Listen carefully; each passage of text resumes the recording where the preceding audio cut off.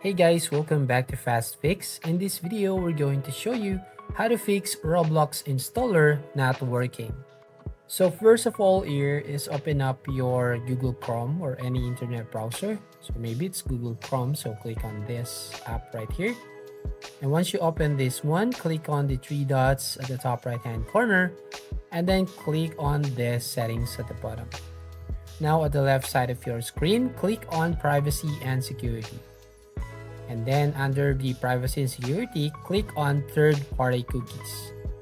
And from here, scroll down a bit and click on see all site data and permissions. Go to search bar and type Roblox.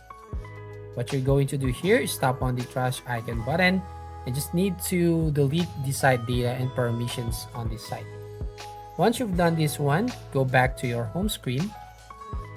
The next one that you can do here is go to the search bar at the bottom and try to type run and open the run app. And here you just need to type %local updated percentage and then click on OK button. And here you will find all the file and folder. Now search for temp folder and then find the Roblox folder right here. So all you need to do is just delete this folder right here. You can right click and click on the delete button. And go back to that local tab and search again the Roblox and delete also this folder.